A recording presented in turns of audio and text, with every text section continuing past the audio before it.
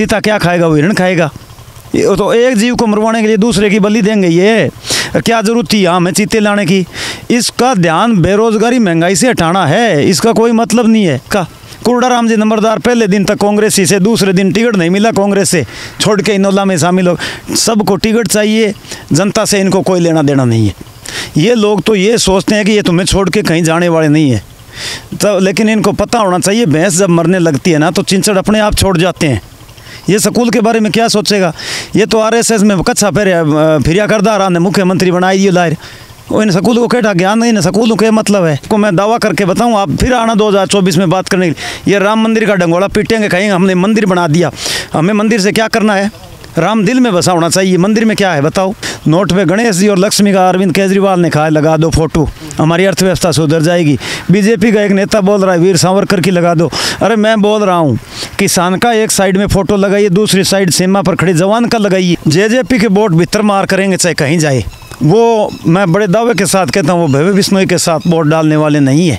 आदमपुर की चुनावी यात्रा में हम पहुँचे हैं गाँव सारंगपुर में, और हम करेंगे यहाँ के वोटरों से बात, जानेंगे किन मुद्दों को लेकर ये वोट करने वाले हैं और आदमपुर में कितना विकास हुआ है, और आदमपुर का जो पौराणिक इतिहास है जिसको लेकर गांव में ये चर्चाएं होती है कि आदमपुर बिश्नोई परिवार का गढ़ है, वो किस प्रकार से गढ़ बन गया और अब लोग किन बातों को ध्यान में रखकर बिश्नोई परिवार को या फिर कांग्रेस प्रत्याशी जेपी को या फिर इनेलो प्रत्याशी कुर्डाराम को या फिर आम आदमी के प्रत्याशी सतेंद्र सिंह को अपना वोट करेंगे या किसी अन्य पर अपना भरोसा जताएंगे। चलिए करते हैं इनसे बातचीत। पहले तो अपना नाम बताइए सर। मेरा नाम ओम प्रकाश बिश्नोई, गांव सारंगपुर, पंच वार्ड संख्या 8 से। किन किन मुद्दों को लेकर आप आदमपुर में वोट करने वाले हैं?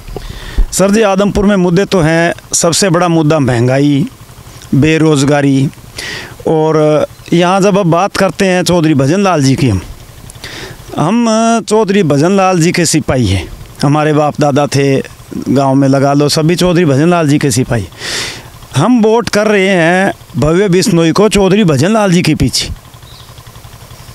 क्योंकि वो उन्होंने जो है काम किए थे। चौधरी भजन लाल जी ने सबसे पहले तो उन्होंने हर समाज का भला किया। कोई समाज हो, उन्होंने 36 बिरादरी, कभी उन्होंने ये नहीं देखा कि मैं बिश्नोई का भला कर रहा हूँ, उन्होंने 36 बिरादरी का भला किया।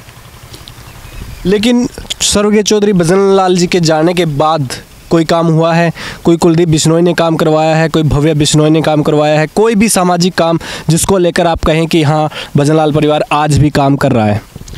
उन्होंने कोई विशेष काम तो उन्होंने कभी करवाए नहीं। कहीं गांव में आके देख लो। अगर मेरे गांव की बात करें तो हमारे गांव में जल घर अगर बनाया किसी ने तो वो चौधरी ओम प्रकाश चौटाला ने बनाया। आरसीसी की गलियां अगर हमारे यहाँ किसी ने बनाई तो ओम प्रकाश चौटाला ने बनाई। बात करें हमारे स्कूल को, हाई स्कूल बनाने की, पहले 8 का स्कूल यहीं था। अगर हाई स्कूल अगर किसी ने बनाया तो वो चौधरी मनीराम जी गोदारा थे, गृह मंत्री, उनको मैं लौह पुरुष की संज्ञा देता हूँ। वो बड़े अच्छे इंसान थे, उन्होंने हमारे स्कूल को 10वीं का बनाया जी। और भव्य कुलदीप ने तो शायद उन्होंने हमारे गांव में तो कोई विशेष काम तो नहीं किया, लेकिन परिवार से लगाव है उनके हमारा।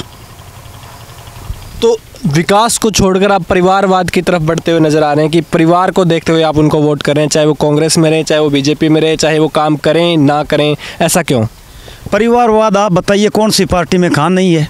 ओम प्रकाश चौटाला जी के परिवार से कितने एमएलए आप गिन के देख लीजिए। आप गृह मंत्री हैं हमारे जो हिंदुस्तान के, राजनाथ सिंह जी, वो अपने बेटे को आगे बढ़ा रहे हैं। अमित शाह जी अपने बेटे को आगे बढ़ा रहे हैं। सोनिया गांधी अपने बेटे को आगे बढ़ा रही है। वरुण गांधी को उसकी माँ वो मेनका गांधी जी आगे बढ़ा रहे। कौन नहीं बढ़ा रहा अपना परिवार को? हर कोई आगे राजनीति वाले राजनीति में बढ़ाएंगे। हम कृषि करते हैं, खेती करते हैं, तो हम हमारे बच्चे को सोचते तो हम भी बढ़ाने को है, लेकिन हम वहाँ तक पढ़ नहीं पाते तो हमारा बच्चा भी खेती करेगा। लेकिन बीजेपी बार बार ये आरोप लगाती थी कांग्रेस पे कि ये तो परिवारवाद चलता है पार्टी में, नेहरू परिवार शुरू से चलता आ रहा है, लेकिन हमारी जो पार्टी है बीजेपी में कोई परिवारवाद नहीं है, कोई भी नेता बन जाता है, कोई भी चाय बेचने वाला भी हमने प्रधानमंत्री बनाया है। तो उस चीज़ को आप कैसे देखते हैं? ये बात करते हैं नेहरू गांधी परिवार की। इस देश को आज़ाद कराने वाला कौन था? कांग्रेस पार्टी थी। नेहरू गांधी परिवार ने आज़ाद करवाया। उन्होंने कितना बलिदान दिया है। स्वर्गीय इंदिरा गांधी जी की हत्या हुई, देश के लिए हुई। राजीव गांधी जी की हत्या हुई, देश के लिए हुई। बीजेपी में कौन, बताओ आप, कौन सा नेता है जो शहीद हुआ है? 2019 में आपने चुनाव में देखा था, बालाकोट हमला हुआ था, हमारे 40 सैनिक किसने मरवाए थे सबको पता है। इस प्रधानमंत्री ने सिर्फ इस चुनाव के लिए ये किया था जी, ये इसी देश का किया हुआ था, यहाँ अंदर विश्वासघाती थे ये। किसान आंदोलन को लेकर भी हमने अभी जेपी दलाल से सवाल किया था कि जो किसान बैठे हैं उन्होंने अपनी बहुत सी प्रभावी योजनाएं गिनवाई बीजेपी की कि हमने ये स्कीमें चला रखी है, किसान लोन ले सकता है, किसान भेड़ बकरियां पाल ले तो वो ज़्यादा मुनाफे वाली बात है, ऐसी ऐसी बातें भी वो कर रहे थे। और जब बात आई किसान आंदोलन की भी, इतना कुछ होने के बाद भी किसान आंदोलन कर रहे हैं तो उनको कैसे देखते हैं? तो उनका एक जवाब था कि ये तो कांग्रेसी बैठे हैं या फिर जो बेले लोग हैं, जो फ्री लोग हैं वो बैठे हैं। हम लोग किसान आंदोलन में गाजीपुर बॉर्डर, टीकरी बॉर्डर, यहाँ से हम गए हैं, गाड़ियाँ गांव से गई है। राकेश टिकैत ने बारासमंद में रैली की, हम लोग गए, हम किसान हैं, आप देख रहे हैं भाई, आपने हमारा गांव देखा है, घर देखे हैं, खेत देखे हैं, हम लोग गए थे, हम क्या, हम कांग्रेसी, हमें कोई कांग्रेस से मतलब नहीं, कोई बीजेपी से मतलब नहीं, कोई नोला से मतलब नहीं, हमें किसी पार्टी से मतलब नहीं है, हम किसान हैं, हम हमारे मुद्दे लेकर गए और हमारी वहाँ जीत हुई। दो प्रधानमंत्री और अमित शाह का एक ही विज़न है, किसान शब्द ख़त्म कर दो देश से, केवल लेबर बचे काम करने वाली, और बड़े घराने बचे जो हमें मजदूरों को भेड़ों के टोड़ों के तले हमें लिए, हम अपना खाना खाएं सो जाएं, हमें इतना ही रह जाएं, हमारी ये सोच है इन लोगों की। आदमपुर उपचुनाव की अगर मैं बात करूं तो क्या मार्जिन से कौन सा कैंडिडेट आपको जीतता हुआ दिखाई दे रहा है? देखो, आदमपुर में बात ऐसी है जी, आदमपुर से हमें तो भव्य बिश्नोई जीतता नज़र आ रहा है। बात है मार्जिन की, वो तो देखो 6 तारीख को पता लग जाएगा। 6 तारीख तो सभी कहेंगे हम जीतेंगे, लेकिन पता तब लगेगा जब गिनती हो जाएगी। जीतना भव्य बिश्नोई को चाहिए, क्योंकि ये परिवारवाद, बीजेपी कहती है ना परिवारवाद, सब में परिवारवाद है, सब अपने परिवार को आगे लाना चाहता है, कोई अपने परिवार को पीछे धकेलना नहीं चाहता। राजनीति वाला राजनीति करना चाहेगा, नौकरी वाला नौकरी लगाना चाहेगा, ये तो चलेगा। ये परिवारवाद वाली बात है, ये झूठी है। लेकिन इतना विश्वास, इतना प्रेम भजनलाल परिवार को देने के बावजूद भी काम क्यों नहीं होते? काम तो ऐसा है जी, कुलदीप जी, काम का पहली बात तो कुलदीप जी को मौका मिल रहा था, ऐसी बात नहीं है, मौका मिल रहा था। चौधरी भूपेंद्र सिंह हुड्डा मुख्यमंत्री बन रहे थे, चंद्रमोहन जी उप मुख्यमंत्री थे, चौधरी भजनलाल जी को गवर्नर बनाया जा रहा था, कुलदीप बिश्नोई को केंद्र में मंत्री बनाया जा रहा था। और उस समय की और आज के 10 सालों का अंतर हो गया जी। उस समय तो इनकी क्या बताएं, तूती बोलती। आज यहाँ वोट मांगने की ज़रूरत नहीं होती, कुलदीप जी को आने की ज़रूरत नहीं होती, घूमने की ज़रूरत नहीं थी, केवल कैंडिडेट खड़ा करना है। और हम लोग भव्य के बिश्नोई को वोट देंगे, हम कुलदीप भजनलाल जी के पीछे भजनलाल जी के परिवार को वोट दे रहे हैं, हमें बीजेपी से कोई मतलब नहीं है। अगर भव्य बिश्नोई निर्दलीय उम्मीदवार खड़े होकर आते हैं तो भी हम उनका साथ देंगे, तन मन धन से देंगे, उनको वोट देंगे। बीजेपी के हम बिल्कुल खिलाफ है। अगर लोकसभा में कुलदीप को टिकट दे देंगे, हम वोट नहीं देंगे बीजेपी को। लेकिन एक बात और बताइए आप, जब दल बदलने की बात आती है, जैसे बार बार कुलदीप बिश्नोई ने 2 बार 3 बार दल बदले हैं, तो उनसे जो उनकी रेपुटेशन है, जो उनकी पोजीशन है, वो भी ख़राब हुई है। क्या आपको नहीं लगता कि कुलदीप बिश्नोई ने अपना जो राजनीतिक करियर है वो एक तरीके से दांव पे लगा के एक तरह से ख़त्म कर दिया है? मैं आपको एक उदाहरण दे के बताऊँ, राजनीति के अंदर सब अपना स्वार्थ देखते हैं। रामविलास पासवान जी थे बिहार के, शायद उन्होंने जब से चुनाव लड़ना शुरू किया और वो जीतना शुरू किया, तब मरे तब तक वो मंत्री थे, कोई पार्टी उन्होंने नहीं छोड़ी, राज में अपना हाथ रखा। मैं तो कहता हूँ जहाँ राज मिले वहाँ जाओ, कोई दिक्कत नहीं है इनसे। लेकिन बीजेपी में जाना थोड़ा सा हमें अखर रहा है जी। बीजेपी बहुत गंदी पार्टी है, तो भारत जलाओ पार्टी है। ये तो केवल है ना मुसलमान हिंदू, इनको तो हिंदू मुसलमान लड़ाओ, ये है इनका काम ही, इनका ये। अब ये बता रहे हैं कि आज किसान को देने के लिए इनके पास कुछ नहीं बचा, वो बोल रहे हैं, कहते हैं अभी वो देश में वो अर्थव्यवस्था ख़राब हो रही है किसान के नाम पे। सेंट्रल विस्टा इन्होंने बनाने जा रहे हैं, क्यों? वो पैसा कहाँ से आ रहा है? अभी कहते हैं राम मंदिर में हम इतना पैसा, ये आपको मैं दावा करके बताऊं, आप फिर आना 2024 में बात करने के लिए। ये राम मंदिर का डंगोड़ा पीटेंगे, कहेंगे हमने मंदिर बना दिया। हमें मंदिर से क्या करना है? राम दिल में बसा होना चाहिए, मंदिर में क्या है बताओ? पूरे हिंदुस्तान से इन्होंने लोहा इकट्ठा करके सरदार वल्लभ भाई पटेल की मूर्ति गुजरात में बना दी। अरे वहाँ मोटेरा स्टेडियम था, उसका नाम मोदी का रख दिया। ये तो आपको बता दूं, ये तालिबानी फरमान दे रहे हैं सब, और ये तो सद्दाम हुसैन बनने जा रहा है आने वाले टाइम में, देख लेना। 2024 में भी आपको लगता है कि बीजेपी नहीं टिक पाएगी? हाँ, यहाँ बीजेपी कहीं टिकने वाली नहीं। हरियाणा से बीजेपी का सुपड़ा इस बार साफ होगा 2024 में। अगर इस तरह कुलदीप बिश्नोई जैसे लीडर अगर पार्टियां छोड़ के बीजेपी में चले जाएं तो भी नहीं, बाद में 2024 में इनका सुपड़ा बिल्कुल साफ, चाहे कुलदीप चला जाए चाहे भव्य चला जाए। भव्य चलो अभी है ही, लेकिन बाद में इनको वोट नहीं मिलेगा। जो अन्य प्रत्याशी हैं, अगर मैं बात करूं आम आदमी पार्टी के सतेंद्र सिंह की, उनका कहना है कि मैं यहाँ का कैंडिडेट हूँ, मैं विलायती नहीं हूँ, मैं आपके पास रहने वाला कैंडिडेट हूँ, आप उनको वोट क्यों नहीं करना चाहोगे? ऐसा है जी, सभी को किस पार्टी के पास अपना प्रत्याशी आप बता दो, आप देख लेना। सभी प्रत्याशी कांग्रेस पार्टी के ही है। जयप्रकाश तो कांग्रेस के ऑलरेडी थे, कुलदीप ने कांग्रेस छोड़ी है, सत्येंद्र कांग्रेस छोड़ के बीजेपी में चला गया, टिकट के खातिर गया, टिकट नहीं मिली तो आम आदमी में धस गया, वही कांग्रेस का। कुर्डाराम जी नंबरदार पहले दिन तक कांग्रेस ही से, दूसरे दिन टिकट नहीं मिला कांग्रेस से, छोड़ के इनोला में शामिल हो। सबको टिकट चाहिए, जनता से इनको कोई लेना देना नहीं है। लेकिन फिर भी जनता इन पर इतना विश्वास दिखाती है, आप जिस तरीके से आप भी भजनलाल परिवार पे इतना प्रेम प्यार दिखा रहे हैं, फिर भी काम क्यों नहीं होते? क्यों मुद्दों पर बातचीत नहीं होती? क्यों बार बार यही एक बात कहकर वोट मांगा जाता है कि मैं भजनलाल का पोता हूँ, मैं चौधरी देवीलाल का पोता हूँ, मैं चौधरी बंसीलाल का पोता हूँ? ऐसा क्यों? इन लोगों ने जनता को पिछलगू समझ लिया है। ये लोग तो ये सोचते हैं कि ये तुम्हें छोड़ के कहीं जाने वाले नहीं है, तो लेकिन इनको पता होना चाहिए, भैंस जब मरने लगती है ना तो चिंचड़ अपने आप छोड़ जाते हैं, छोड़ जाएंगे लोग, टाइम लगेगा। चौधरी देवीलाल जी बहुत बड़े युग पुरुष थे, किसान के सच्चे वो थे सी थे। चौधरी भजनलाल जी ने, तो मैं आपको बताऊं कि हम लोगों को सफ़ेद कपड़े पहनने चौधरी भजनलाल जी ने सिखाए थे, हमारे बाप दादा जानते ही नहीं थे कुछ भी। और ये बीजेपी जो है ना, अब इसने आपको थोड़ा बताऊं कि स्कूलों को ख़त्म करने का ले लिया ठेका। भाई स्कूल कहीं नहीं छोड़ने, क्यों नहीं छोड़ने? कि किसान आंदोलन के अंदर किसान पढ़ा लिखा था और वहाँ गया, उन कानूनों को पढ़ के समझ गया, और बीजेपी को ये समझ आ गया कि किसान का बेटा स्कूलों में पढ़ रहा है, तो क्यों ना इन स्कूलों को ख़त्म कर दिया जाए। मेरे गांव में आप सारंगपुर का स्कूल देख लीजिए, वहाँ एक गरीब घर की बच्ची मैथ में 100 में से 100 नंबर लेके पास हुई थी, क्या वगैरह पढ़ी हुई थी।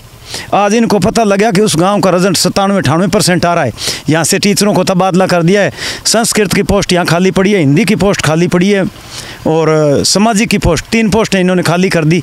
गांव की एक बहू है, हाथ जोड़ के हमने उसको कहा, भाई बेटा आपको इसी तरह संस्कृत पढ़ाइए, वो संस्कृत अच्छी, बगैर एक पैसा लिए वो आज 4 महीने 5 महीने हो गए संस्कृत पढ़ाने के लिए। अरे किसी तरह हमारे बच्चे पढ़ जाएँ। कितने बच्चे हैं आपके स्कूल में?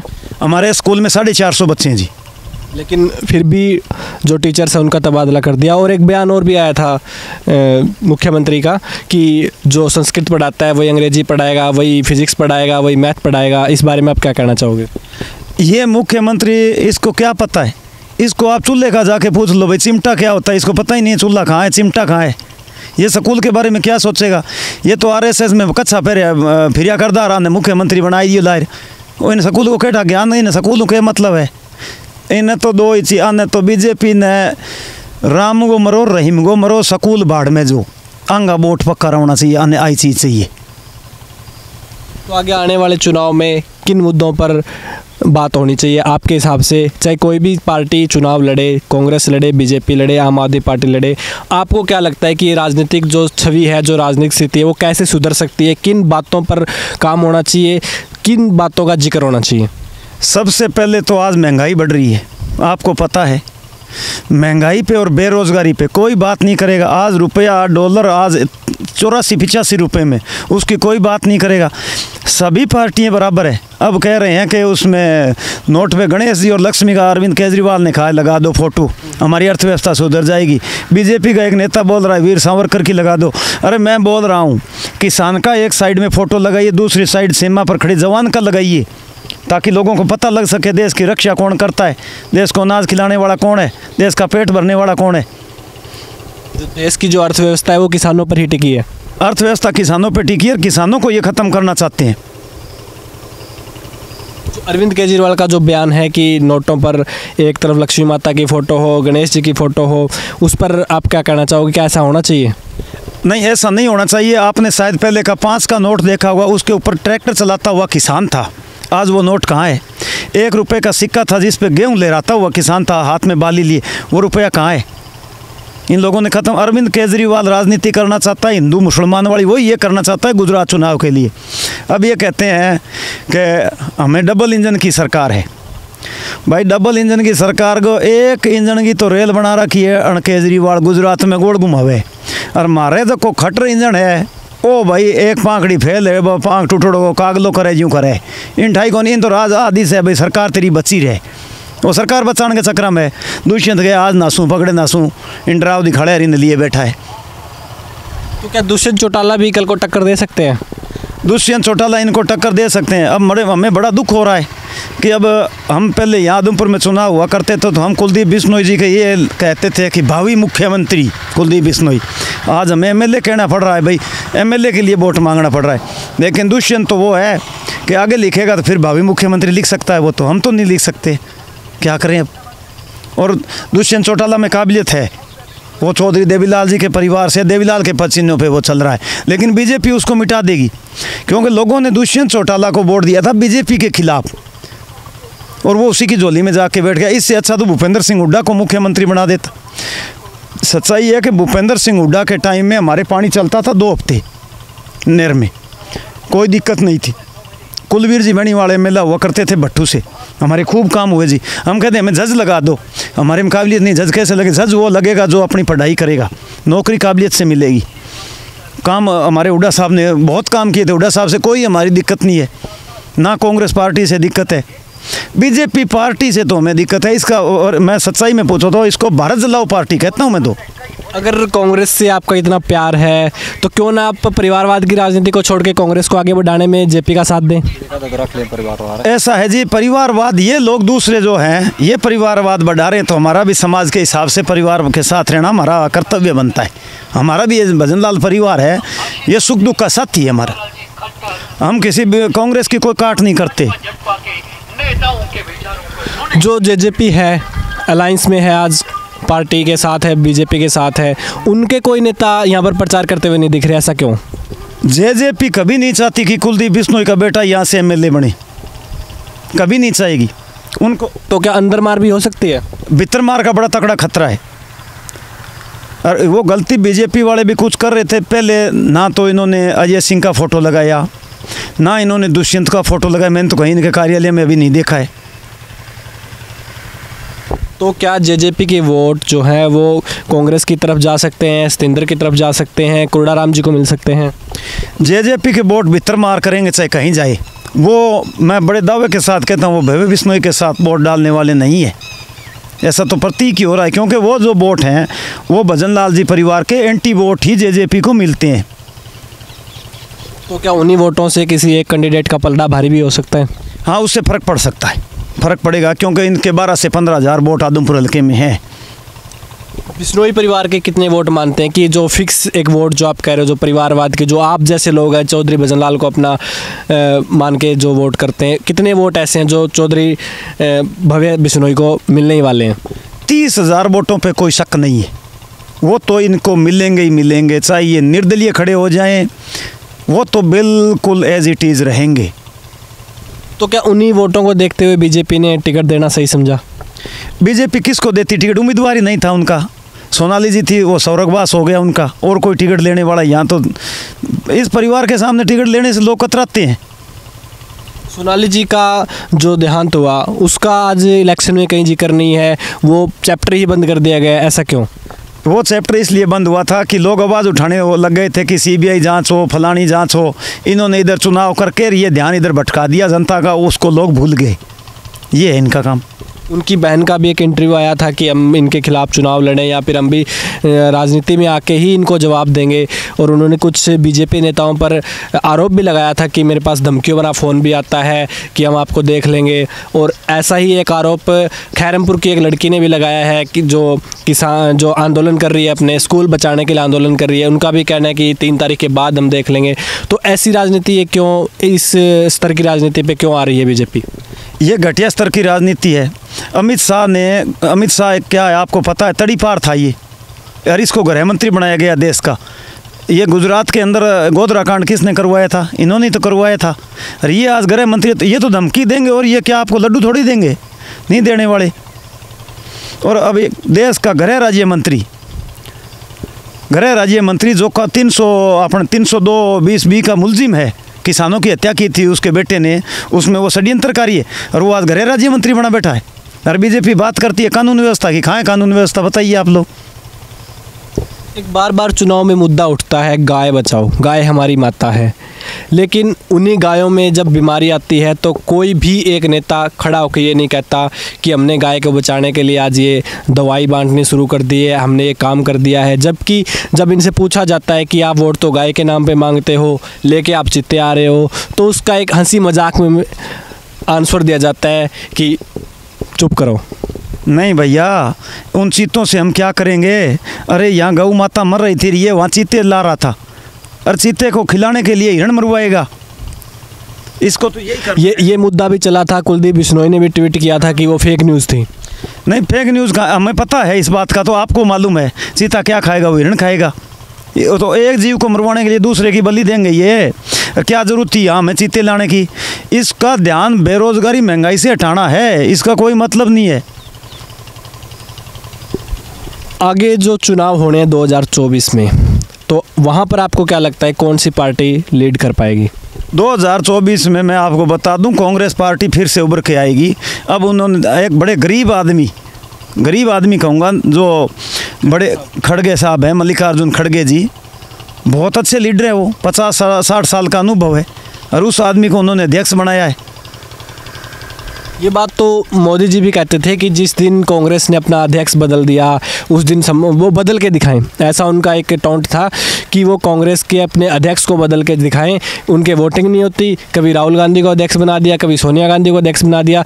तो वो एक अच्छी राजनीति की तरफ तो कांग्रेस आगे बढ़ी है। लेकिन हरियाणा में अगर हम बात करें तो जो तीसरा मोर्चा है, जो तीसरा धड़ा जिसको हम कह सकते हैं, इनेलो पार्टी है, जेजेपी है, ये कहीं ना कहीं चुनाव का रंग ढंग बदल सकती हैं। तीसरे मोर्चे का कोई वजूद नहीं है। ये सब अपनी राजनीति करेंगे, अपने ख्याल के लिए।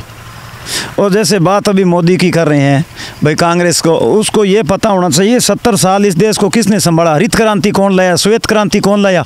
जब देश आज़ाद हुआ तो हम भूख मर रहे थे, लोग भूखमरी के थी। कांग्रेस की देन है आज तक। ये कहते हैं 70 सालों में क्या किया? किसने किया था? यहाँ कौन था दूसरा करने वाला? अब ये रोड बना रहा है, कहते हैं हमने भारतमाला रोड बना दिया, वो रोड बना दिया। अरे हम कहाँ चढ़ेंगे उस रोड पे? हमें कौन जाने देगा जी? हम रोड पे चढ़ते ही टैक्स लगा देंगे, ये तो हमारे ऊपर। और किसान की कभी इसने बात की? किसान शब्द तो इसको बिल्कुल नफरत हो रही है किसानों से। इसको कहीं आपने सुना भी है एक बात? इन्होंने एक डंगोरा पीट रहे हैं कि हम 6000 रुपये दे रहे हैं किसान को सम्मान निधि। किस बात की सम्मान निधि है? मैं आपकी जेब से बटुआ पीछे से आपका निकाल के 10,000 रुपये निकाल लूँ और आपको देख लूँ भाई आपके पास किराया नहीं है, मैं उसमें 100 रुपये आपको दे दूँ, भाई साहब ले तू बाड़ो लेर बूझिया, तो वो कुकर ही हो भाई साहब? बताओ मन, ये तो चोर ठगांगी सरकार है। लेकिन फिर भी इतना विश्वास जताया जाता है बीजेपी पर। मैं इससे पहले के उपचुनाव की बात करूंगा, एलनाबाद उपचुनाव की, जहां पर जो बीजेपी के कैंडिडेट थे गोविंद कांडा, वो कई गांवों में तो प्रचार करने ही नहीं गए, लेकिन वहां से भी वो जीत कर निकले, यानी कि बीजेपी की टिकट पर जीत के निकले। ऐसा क्यों? गोविंद कांडा और गोपाल कांडा, इनके पास धन था और ये पैसे फेंक रहे थे। तम होगा ना, पैसा फेंको खेल देखो, ये पैसे के बलबूते वहाँ वोट ले जा रहे थे। और वहाँ लोगों को, एक हमारे किसान नेताओं ने भी कहा था कि इनको लूट लो, इनको तो लूट लो, ये तो फिर नहीं आएंगे, इनसे पैसा लो और वोट की इनको चोट दो। ऐसा हुआ वहाँ उन गाँव में। वो नहीं गया तो वहाँ करोड़ों रुपए भागे, पानी की तरह भाग गए। ठीक है, उन लोगों का कुछ दिन बेड़ा अच्छा कटेगा, पैसे लिए गए थे, वहाँ पैसे बांटे गए थे। एक नेता हैं अभय सिंह चौटाला, जो कहते हैं मैं किसान हितैषी, मैंने किसानों के हक के लिए किसान आंदोलन में इस्तीफ़ा दिया। और बीजेपी और कांग्रेस को भी वो एक ही पार्टी बताते हैं कि ये दोनों ए और बी टीम है। इसका क्या ताल्लुक़ है? उन्होंने हमारा साथ दिया किसानों का, बड़ा अच्छा नेता था वो। उसने कम से कम हिम्मत दिखाई इस्तीफ़ा देने की। हमने उस समय कुलदीप जी को यहाँ कहा था कि आप इस्तीफ़ा दे के किसानों के साथ आइए। इन्होंने नहीं दिया, लेकिन सहयोग हमारा खूब किया था। आदमपुर मंडी से देसी घी के जो पीपे जा रहे थे वो यहीं से जा रहे थे किसान आंदोलन में। देसी घी के लिए आदमपुर मंडी मशहूर थी, चौधरी भजन लाल जी के मित्र हुआ करते थे, पोकरमल जी। उस समय वो ऐसे उंगली पे घी लेके बता देते थे कि ये देसी घी है, मशहूर था ये। और बात अभय सिंह जी कर रहे हो, अच्छा नेता था, इस्तीफ़ा दिया, हमारे साथ रहा, बहुत अच्छा लगा। लेकिन जिनकी आप अभी बात कर रहे हो, पोकरमल जी और रामजी लाल जांगड़ा जी, जो इनके लेफ्ट हैंड राइट हैंड हैं, वो भी आज इनको छोड़कर कांग्रेस पार्टी में आ रहे हैं। वो इनको छोड़ के नहीं गए हैं, वो ऑलरेडी कांग्रेस पार्टी में थे, वो तो कांग्रेस में बैठे हैं। बीजेपी कांग्रेस छोड़ी किसने? कुलदीप जी ने और रेणुका जी ने। किसी तीसरे आदमी ने नहीं छोड़ी है, 2 ही नेताओं ने छोड़ी है ना, ये तो आप भी स्वीकार करोगे। तीसरे नेता ने तो नहीं छोड़ी। और भगवान परमात्मा करे 2024 का चुनाव हम तो ये सोचते हैं कांग्रेस से आके लड़े फिर, और चौधरी भूपेंद्र सिंह जी हुड्डा साहब मुख्यमंत्री बने, कोई दिक्कत नहीं, हमें तो कोई एलर्जी नहीं है मुख्यमंत्री भूपेंद्र सिंह हुड्डा से, अच्छे काम हो रहे थे। एक बार मैं रोहतक चला गया था और हम शाम का वक्त हो गया, हमने सोचा भाई चलो दीपेंद्र जी की कोठी चलते हैं। उन्होंने पूछा भाई ये 5-4 लोग ये कहाँ से आए थे? उन्होंने कहा जी आदमपुर से आए।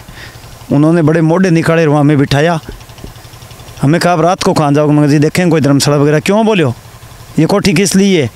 इज्जत करते हैं वो आदमी, किसी को नफरत नहीं करते, कोई जाति बिरादरी नहीं है, कोई जात पात की बात नहीं करते वो।